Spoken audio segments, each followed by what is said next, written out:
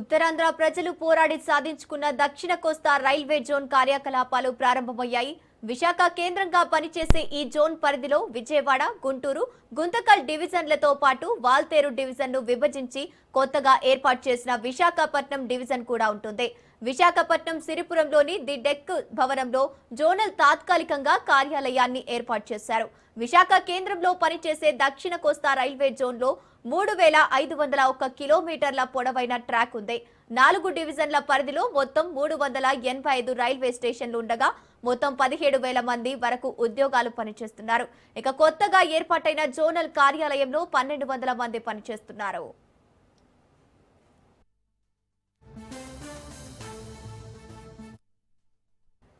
ఉత్తరాంధ్ర ప్రజలు పోరాడి సాధించుకున్న దక్షిణ కోస్తా రైల్వే జోను కార్యకలాపాలు ప్రారంభానికి సంబంధించి పూర్తి డీటెయిల్స్ మా ప్రతినిధి కిరణ్ అందిస్తారు. Kiran, good morning Gangurthi. ఏదైతే 4 దశాబ్దాల ఉత్తరాంధ్ర వాసుల కళ, ముఖ్యంగా విశాఖ కేంద్రంగా రైల్వే జోన్ కావాలంటూ ఎన్నో ఏళ్లుగా పోరాటం చేస్తున్న ఉత్తరాంధ్ర వాసుల కళ నెరవేరినట్లయింది.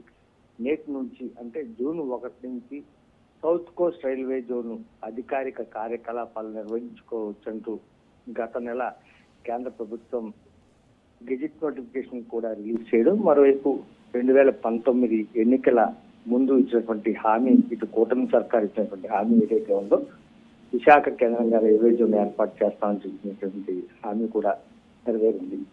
దీంతో ప్రధానంగా ఇటు ఉత్తరాంధ్ర వాసులే కాదు, యావత్ తెలుగు ప్రజల కళ కూడా సాకారమైనట్టుగా చెప్పొచ్చు. ఈ రోజు నుంచి అధికారికంగా సౌత్ కోస్ట్ రైల్వే జోన్ కార్యకలాపాలు అయితే మొదలవుతాయి. ప్రధానంగా మనం చూసుకున్నట్టయితే ఇటు విశాఖపట్నంతో పాటు అటు విజయవాడ, గుంటూరు, గుంతకల్లు మొత్తం 4 డివిజన్లతో కూడినటువంటి ఈ రైల్వే జోన్ సాధించుకున్న నేపథ్యంలో దాదాపు 3501 కిలోమీటర్లు రైల్వే ట్రాక్ రైలుతో పాటుగా 385 స్టేషన్లు, మరోవైపు ఎంప్లాయీస్ ప్రస్తుతం మనం చూసుకున్నట్లయితే దాదాపుగా ఒక విశాఖపట్నం పరిధిలోనే 200 మంది ఎంప్లాయీస్ ఉన్నారు. అవి మరింత పెరుగుతాయని చెప్తున్నారు. మరోవైపు 9+1 బిల్డింగ్ కన్స్ట్రక్షన్ కూడా ఇటు విశాఖపట్నం ఆరులో ఏదైతే ఉందో ఈ పరిసర ప్రాంతాల్లో కూడా కన్స్ట్రక్షన్ జరుగుతున్నది. నేటి నుంచి కూడా పూర్తి స్థాయిలో అన్ని కార్యకలాపాలు అయితే మొదలవుతాయి.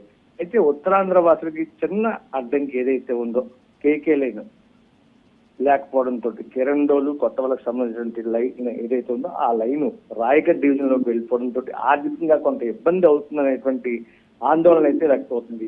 ప్రధానంగా రైల్వే పరంగా ఇప్పటికే మనం చూసుకున్నట్టయితే వాల్టేర్ డివిజన్ సంబంధించి ఏదైతే ఉందో కేకే లైన్ ద్వారానే అధిక ఆదాయం సమకూరుతుంది.